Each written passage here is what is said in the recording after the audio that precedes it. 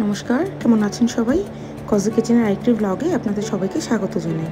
তো কজি কিচেনের আজকের রেসিপি হচ্ছে কাতলা মাছের ফ্রাই বা কাতলা মাছের গ্রিলও বলতে পারেন। এর আগেও চ্যানেলে একটা মাছের বেকড আইটেমের রেসিপি পোস্ট করা হয়েছিল। তো সেখানে আমি বলেছিলাম বাড়িতে একটা ছোটোখাটো পিকনিকের জন্য অনেক রকমের মাছ দিয়ে আমি অনেক রকমের আইটেম করেছিলাম। তো সেখান থেকেই আজকে আমি এখানে কাতলা মাছের গ্রিলটা আপনাদের সাথে শেয়ার করছি। তো ফার্স্টে আমাকে কাতলা মাছটাকে ম্যারিনেট করতে হবে। তো তার জন্য এইখানে আমি নিয়েছি সবুজ ক্যাপসিকাম, পেঁয়াজ, টমেটো, ধনেপাতা, আদা, রসুন, কাঁচা লঙ্কা আর কিছুটা পুদিনা পাতা।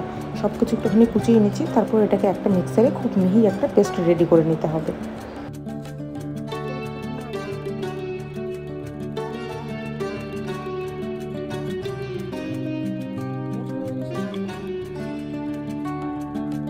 তো এখানে আমার মশলাটা খুব ভালো করে মিক্সারে ব্লেন্ড করা হয়ে গেছে। এবার কিছু বেসিক মশলা দিয়ে দিচ্ছি। ফার্স্টে দিয়ে দিচ্ছি টক দই, পরিমাণ মতো নুন, হলুদের গুঁড়ো, গরম মশলার গুঁড়ো, জিরে গুঁড়ো, তারপরে দিয়ে দিচ্ছি সামান্য পরিমাণে চিনি, কালো গোলমরিচের গুঁড়ো আর কিছুটা লেবুর রস। এবার কিছুটা সর্ষের তেল দিয়ে এই মিক্সারটাকে খুব ভালো করে মিক্স করে নিতে হবে। আমি এখানে কাশ্মীরি লঙ্কার গুঁড়ো দিতে ভুলে গেছিলাম, তো এইখানে আমি কিছুটা কাশ্মীরি লঙ্কার গুঁড়ো দিয়ে দিয়েছি। গ্রিল আইটেম কিন্তু একটু ঝাল ঝাল হলে ভালো লাগে। লঙ্কার পরিমাণটা কিন্তু আপনারা অবশ্যই আপনাদের টেস্ট অনুযায়ী দেবেন। এবার মাছটাকে আমি ম্যারিনেট করে মোটামুটি 4 থেকে 5 ঘন্টা সেদিনকে রেখে দিয়েছিলাম। যেহেতু হাতে অনেক কাজ ছিল তাই আমি আগেভাগেই রেডি করে রেখে দিয়েছিলাম। তবে আপনাদের হাতে যদি সময় না থাকে সেক্ষেত্রে আপনারা আধা ঘন্টা বা 1 ঘন্টা ম্যারিনেট করেও নিতে পারেন। আবার যদি আপনারা চান তাহলে কিন্তু এটাকে ওভারনাইট ম্যারিনেট করে রেখে দিতে পারেন। সেক্ষেত্রে কিন্তু খেতে আরও বেশি ভালো লাগে।